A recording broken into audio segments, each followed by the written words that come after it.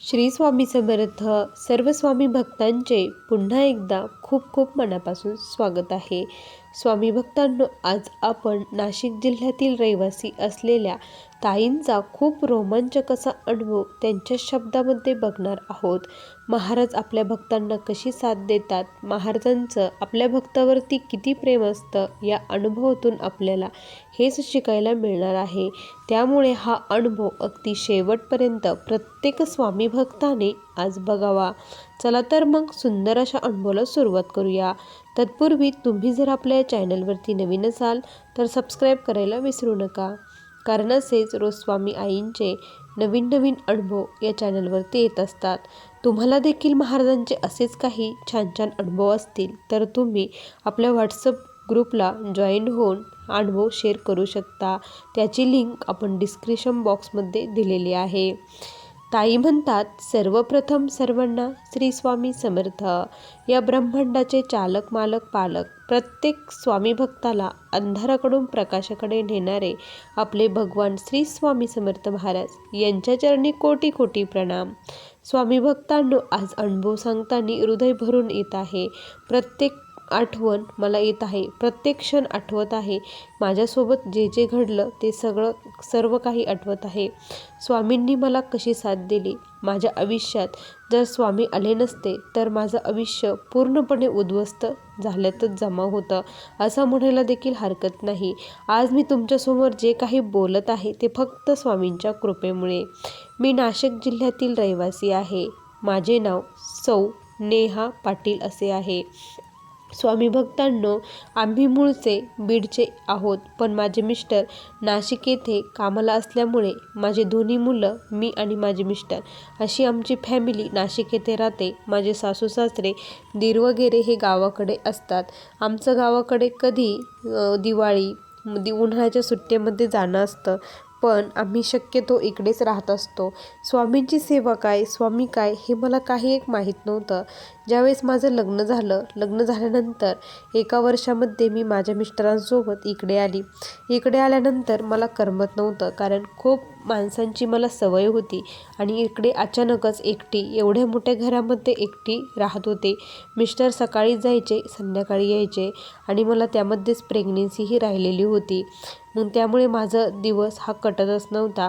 त्याच वेळेस काय झालं की आमच्या शेजारी एक ताई होत्या. त्यांनी मला त्यांच्या घरी एक दिवस बोलावलं आणि त्यांच्या घरी गेल्यानंतर त्यांचं देवघर वगैरे बघून मला असं खूप छान वाटलं की आपल्या घरात पण असं असावं. खूप प्रसन्न वाटत होतं. तिथे महाराजांची खूप छान मूर्ती होती, खूप आकर्षण करणारी ती मूर्ती होती. त्या मूर्तीकडे बघून मला खूप कुतूहल वाटलं की हे काय आहे, कोण आहे, तुम्ही कुणाची सेवा करतात, असं मी त्यांना प्रश्न विचारले. त्यावेळेस त्यांनी मला महाराजांविषयी सांगितलं की हे श्री स्वामी समर्थ महाराज आहे. मी त्यांना म्हटलं की मला ही सेवा करायची आहे आणि मला अशी मूर्ती कुठे भेटेल. तर ते म्हटले, आम्ही ही मूर्ती अक्कलकोटवरून आणलेली आहे. इथे पण आपण बघूया, जर भेटली मला तर मी तुमच्यासाठी घेऊन येईन, असे ताईंनी सांगितलं. आणि नंतर मग हळदी कुंकू वगैरे घेऊन मी आले. माझी ती मूर्ती माझ्या डोळ्यामध्येच मला दिसत होती. रात्री स्वप्नात देखील ती मूर्ती माझ्यासमोर आली होती. आणि मग मी यूट्यूबला देखील महाराजांचे अनुभव माझ्यासमोर येऊ लागले, पोस्ट येऊ लागल्या, नवीन नवीन महाराजांविषयी माहिती मला ऐकायला मिळू लागली. त्यामुळे आणखीनच मला स्वामी सेवेची ओढ निर्माण झाली. मी मोबाईलवरती स्वामींची सुरुवातीला सेवा करू लागले. स्वामींची सेवा मोबाईलवरती बघून करत होती. महाराजांचं नामस्मरण करू लागली होती. त्याच वेळेस काय झालं की त्या ताईंची जी मैत्रीण होती ती अक्कलकोट येथे गेलेली होती. अक्कलकोटला गेली आणि तिने येताना ताईला न विचारता काहीच नाही, स्वतःहून एक मूर्ती घेऊन आली. ताईला फोन केला की मी तुझ्यासाठी एक मूर्ती घेऊन आली म्हणून. तर त्या ताई म्हटल्या, माझ्याकडे मूर्ती आहे, तू माझ्यासाठी कशाला आणलीस. पण ताईंना नंतर आठवलं की मला मूर्ती पाहिजे आहे. तर ताई म्हटल्या, ठीक आहे, मी ती घेते.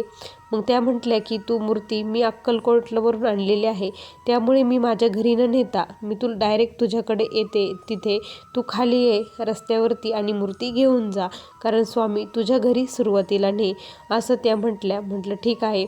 मग ताईंनी मला फोन केला की की अगं तुझ्यासाठी अक्कलकोटवरून मूर्ती येऊ लागली आहे, आपल्याला तिला घेण्यासाठी खाली जायचं आहे. असं म्हटल्यानंतर मला काय करावं तेच कळत नव्हतं, कारण तयारीही काहीच नव्हती. अचानकच फोन आला आणि खूप आनंदही होत होता की महाराज स्वतःहून माझ्या घरी येत आहे म्हणून. मग मी पटपट आवरलं, आम्ही दोघी खाली गेलो. त्या ताईही तिकडनं आल्या. गाडीतून त्यांनी ती मूर्ती आमच्या हातामध्ये दिली. जशी मूर्ती हातामध्ये दिली तशी माझ्या डोळ्यातून आपोआप पाणी गळू लागलं, आपोआप अश्रू येऊ लागले. त्या ताई म्हटल्या, अगं तू का बरं रडती आहे? महाराजांची इच्छा होती, किती तू भाग्यवान आहेस, अक्कलकोटवरून साक्षात परब्रह्म तुझ्या घरी आज आले आहेत. आणि मग आम्ही महाराजांचं स्वागत केलं, महाराजांना घरामध्ये घेतलं, घरात घेतलं आणि मग महाराजांची प्राणप्रतिष्ठा वगैरे करून महाराजांच्या मूर्तीवरती पंचामृताचा अभिषेक करून त्यांना देवघरामध्ये स्थापन केलं. आणि त्यानंतर मग खऱ्या अर्थाने महाराजांची सेवा सुरू झाली. त्यावेळेस मला 7वा मंथ हा सुरू होता आणि मग मला फार काही सेवा बसून जमत नसायची, कारण माझे कंबरही खूप दुखत होते, पाय पण खूप दुखायचे. मग मी झोपताना, उठताना, बसताना महाराजांचं नामस्मरण करायची. सकाळी उठल्याबरोबर तारक मंत्राने माझ्या दिवसाची सुरुवात होत असायची. तारक मंत्र लावून द्यायची, पोटावरती हात ठेवून महाराजांचा मंत्र मी जपत होती. असेच माझे मग 7वा, 8वा आणि 9वा हे 3ही महिने गेले. माझ्या आईकडे मी 9व्या महिन्यामध्ये गेले. तिथे देखील मोबाईलवरती महाराजांची सेवा माझी सुरूच होती. त्यानंतर माझा डिलेव्हरीचा काळ जवळ आला. ज्यावेळी डिलेव्हरीचा काळ जवळ आला त्यावेळेस मला प्रचंड वेदना होत होत्या, इतके वेदना, असह्य वेदना होत्या, कारण मला अगोदरच 1 दिवस ॲडमिट केलं होतं आणि 2 दिवस मला प्रचंड त्रास होत होता. 2 दिवस नॉर्मल डिलेव्हरीसाठी वाट बघत होते, पण डॉक्टर शेवटी म्हटले की आता सेक्शन करावं लागणार आहे. त्यामुळे मी खूप घाबरली. माझी आईही खूप घाबरली. मी महाराजांना कळकळून विनंती केली की स्वामी, मला सेक्शन करायचं नाही, माझी नॉर्मल डिलिव्हरी होऊ द्या, मला ताकद द्या, शक्ती द्या, असं स्वामींना कळकळून विनंती केली. महाराजांचा मंत्र हा चालूच होता. आणि काय झालं की जे भुलीचे डॉक्टर होते ते डॉक्टर आलेच नाही. त्यामुळे माझी ती जी काही सेक्शन करायचं होतं ती वेळ टळून गेली. त्यामुळे मला नंतर पुन्हा कळाचं इंजेक्शन देण्यात आलं आणि 2-3 तासांनी माझी डिलेव्हरी झाली आणि मला पहिला मुलगा झाला. सर्वांना खूप आनंद झाला, मलाही आनंद झाला, मुलगा झाला. सुखरूप दोघंही आम्ही होतो, मुलाला काहीच झालेलं नव्हतं. आता डॉक्टरांची शक्यता होती की बाळ एवढ्या वेळ याच्यात होतं, एखाद्या वेळेस ते गुदमरलं सुद्धा असू शकतं, त्याला कुठले प्रॉब्लेम असू शकतात, असं डॉक्टरांचं म्हणणं होतं. पण माझं बाळ एकदम स्वामींच्या कृपेने व्यवस्थित होतं. हाही माझ्या आयुष्यातील तो पहिला खूप मोठा अनुभव होता. त्यानंतर मग हळूहळू बाळ आल्यामुळे सेवा माझी फार कमी झाली, सेवा काहीच होत नव्हती. मग माझा मुलगा जवळपास 5 वर्षाचा झाला, तोपर्यंत माझी तोडकी मोडकी थोडीफार सेवा ही सुरूच होती. आणि माझा मुलगा 5 वर्षाचा झाल्यानंतर स्वामी भक्तांनो, माझ्या आयुष्यामध्ये इतकं मोठं संकट आलं की ते संकट माझ्या कुठल्याही बहिणीवरती येऊ नये असं मला वाटतं. कारण त्यावेळेस काय झालं की माझा मुलगा 5च वर्षाचा होता. माझ्या मिस्टरांचा खूप जबरदस्त ॲक्सिडेंट झाला. त्या ॲक्सिडेंटमध्ये माझे मिस्टर हे दगावले गेले. महाराजांकडे खूप भीक मागितली, खूप त्यांच्यासाठी प्रार्थना केली. मी रात्रंदिवस रडत होती, महाराजांना हाक मारत होती. माझे मिस्टर ICUमध्ये होते. सर्व पर्याय करून थकले, डॉक्टरांनीही हार मानले होते आणि माझे स्वामी आईंनाही मी खूप विनवणी करत होती त्यांना वाचवण्यासाठी, पण महाराजांनी त्यांना वाचवलं नाही आणि माझे मिस्टर हे एक्सपायर झाले. मिस्टर गेले. आता दुःखाचा डोंगर माझ्यावरती कोसळला होता. कुठेच अंधार, प्रत्येक ठिकाणी अंधार मला दिसत होता, कुठेच उजेड दिसत नव्हता. माझं सर्व आयुष्यच उद्ध्वस्त झालं असं मला वाटत होतं. मी खूप थकली होती, खूप हारली होती, आता कुठेच मार्ग नाही असं वाटत होतं. आणि मग महाराजांची सेवा मी पूर्णपणे बंद केली होती. महाराजांवरती खूप म्हणजे खूप रागवली होती की का बरं माझ्या आयुष्यात एवढं मोठं दुःख हे केलं, एवढी भीक मागून देखील तुम्ही त्यांना का बरं वाचवलं नाही, असं स्वामींकडे मी खूप रडत होती. त्यांच्याकडे मला अक्षरशः स्वामींचा प्रचंड राग येऊ लागला होता. त्यांच्याकडे बघण्याची सुद्धा इच्छा माझी राहिलेली नव्हती. इतकी माझी परिस्थिती बिकट झालेली होती. मी दिवा देखील लावत नव्हते. देव या जगात नसतोच अशी भावना त्यावेळेस माझी निर्माण झालेली होती. मला खूप राग येत होता. जवळपास 7 ते 8 महिने मी खूप डिप्रेशनमध्ये होते. मुलाकडे देखील बघत नव्हते. मी एकटीच बसायची, एकटीच रडायची. रात्रीची झोप मला लागत नसायची. प्रचंड विचार डोक्यामध्ये घोळत असायचे. मी उठून बसायची आणि एकटीच रडायची, कारण माझे मिस्टरांनी मला प्रचंड जीव लावलेलं होतं. इतकं जीव कोणीच नाही लावणार. प्रत्येक मुलीला असा नवरा मिळावा, कारण खूप म्हणजे खूप ते समजदार होते. मला खूप समजून घेत होते. पण माझ्या आयुष्यामध्ये त्यांचं प्रेम हे थोडेच दिवस होतं हे मला कुठे माहीत होतं. अगोदर जर मला माहीत असतं तर मी खूप सेवा केली असती आणि त्यांना वाचवलं असतं असं मला वाटतं. पण वेळ हातातून निघून गेली होती. सर्व काही संपलेलं होतं. जवळपास 2 ते 3 वर्ष मी महाराजांची सेवाच केली नाही. पण मी खूप डिप्रेशनमध्ये होते. कुणाशीच बोलत नसायची, काहीच करत नसायची. माझा मुलगा जवळपास 8 ते 9 वर्षाचा झाला. त्यानंतर माझ्या सासऱ्यांनी काय केलं की तुझं आणखी काहीच वय नाही, तू दुसरं लग्न कर असा हट्ट धरला. पण माझी इच्छा होती की मी दुसरं लग्न करणार नाही. मी दुसरं लग्न केलंच नाही. आणि मग काय झालं की माझ्या मुलाला घेऊन मी इथेच राहू लागले होते.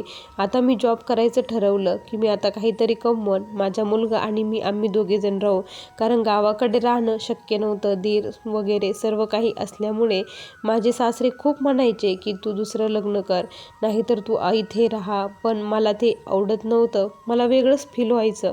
मी म्हटलं नाही, फक्त तुम्ही माझ्या मुलाला जी काही जमीन असेल ती त्याच्या नावावरती करून ठेवा, बाकी मला काहीच नको तुमचं, असं मी माझ्या सासऱ्यांना त्यांना सर्व स्पष्टपणे सांगितलं. आईन ते पण म्हणत होते तू आमच्याकडे येऊन राहा, पण मला तेही नको होतं. मग मी नाशिक येथेच आली, कारण मला इथे फार ओळख्या वगैरे झालेल्या होत्या. नाशिकला आली मुलाला घेऊन. मुलाला शाळेमध्ये घातलं. काम करायचं ठरवलं, पण आता काम पण काय करणार. तर मग मी काय केलं, आता मी मेसचे डबे बनवणार हा ठाम निर्णय घेतला. आणि मग मी मेसचे डबे सुरू केले. आणि त्यावेळेस मग मला पुन्हा महाराज, वेगवेगळ्या ठिकाणी महाराज दिसू लागले. कोणी पण भेटायचं तर महाराजांचंच मला भेटू लागलं होतं. महाराजांच्या विषयी सर्व काही माझ्या कानावरती पुन्हा एकदा पडू लागलं होतं. आता खूप काळ गेलेला होता, त्यामुळे माझा राग हा पूर्णपणे शांत झालेला होता. आणि मग आता पुन्हा एकदा महाराजांची सेवा करावी असं मनामध्ये वाटलं, कारण आता जे घडायचं होतं ते घडून गेलं. आता ते पुन्हा रिटर्न येऊ शकत नाही. पण आपला जो अनमोल वेळ आहे तो का बरं वाया घालायचा, असं म्हणून मी महाराजांना पुन्हा एकदा, महाराजांनी मला त्यांच्या आयुष्यामध्ये घेतलं आणि त्यांच्यासोबत येण्यासाठी मला तयार केलं. मी पुन्हा महाराजांची तीच मूर्ती घेऊन आले, कारण मला तीच मूर्ती फार आवडत होती. कारण माझी मूर्ती ते सर्व सामान घरी होतं. मी जेवढं काही खाण्यासाठी लागत होतं ते सर्व सामान पुन्हा एकदा घेऊन आली होती. त्याच्याबरोबर महाराजांची मूर्ती देखील घेऊन आली. त्या मूर्तीला पाटावरती मी बसवलं. त्यानंतर महाराजांची सेवा आता सुरू झाली. महाराज तुमचाच आता आधार आहे, कारण मी पूर्णपणे पोरकी झालेली आहे. माझे आई वडील बंधू सखा जे काही आहे ते तुम्हीच आहात, असं मी म्हणायचे. रोज सकाळी आरती वगैरे करायची, महाराजांची पूजा करायचे. कामामुळे मला फार काही वेळ मिळत नसायचा.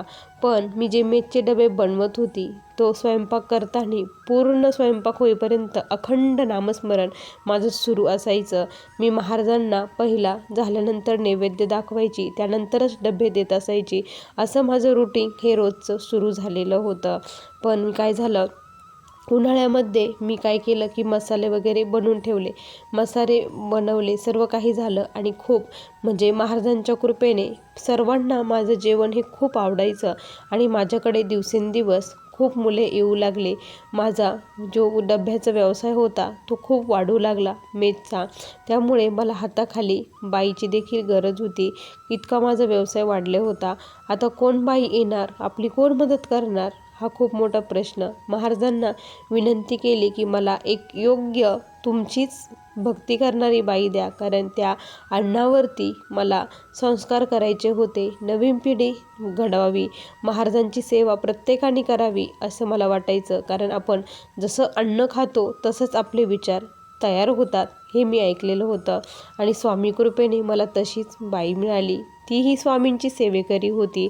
असंच मार्केटमध्ये एकदा गेली होती आणि त्या ताईंची ओळख झाली. त्या कामाच्या शोधात होत्या आणि मी त्यांना सांगितलं असं आहे. तर त्या म्हटल्या मी येत जाईल आणि त्या दररोज येऊ लागल्या. आम्ही दोघी मिळून महाराजांचं नामस्मरण करून तो स्वयंपाक करू लागलो. हळूहळू आमचा आणखी व्यवसाय वाढू लागला आणि स्वामींच्या कृपेने मला कसलीच कमतरता भासत नव्हती. प्रत्येक क्षणोक्षणी महाराज माझ्यासोबत उभे राहत होते. कुठलंही संकट येऊ काही येऊ, मी जर स्वामींना हाक मारली तर स्वामी कधी माझे भाऊ बनून माझ्या पाठीशी उभे राहायचे, तर कधी वडिलांचा हात ठेवून माझ्या डोक्यावरती मला आश्वासन देत होते, मला सांभाळ करत होते, आईच्या मायेने मला जवळ घेत होते. अशी स्वामी आई माझ्यासोबत राहत होती.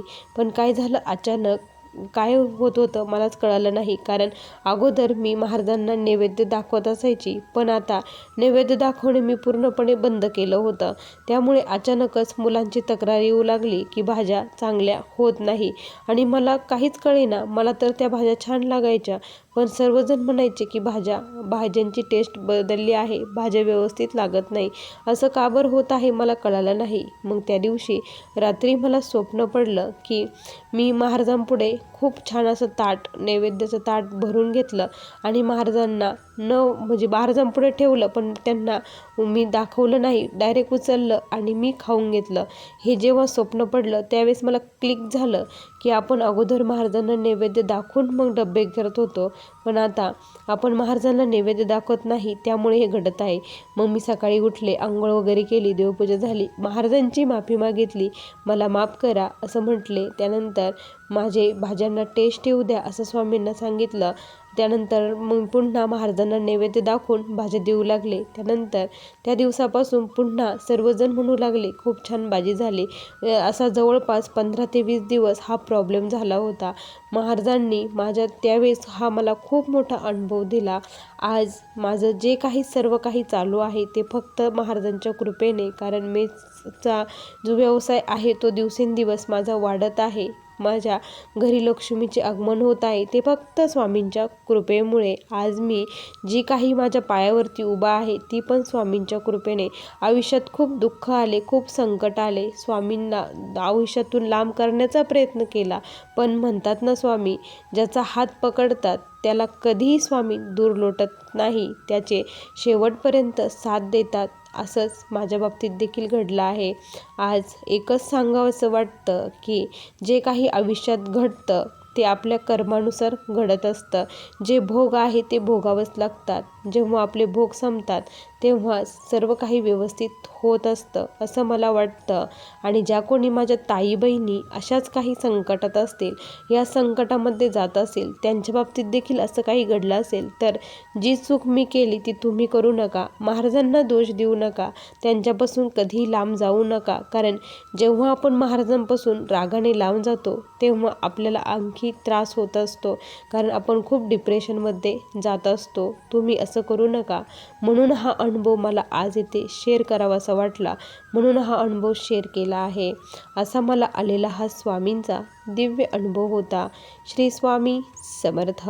बघा स्वामी भक्तांनो, किती सुंदर अनुभव आहे ताईंचा. तुम्हाला हा अनुभव कसा वाटला नक्की कमेंटमध्ये कळवा. पुन्हा भेटूया अशा सुंदर अनुभवासोबत. तोपर्यंत सर्वांना श्री स्वामी समर्थ. जय जय स्वामी समर्थ. श्री गुरुदेव दत्त.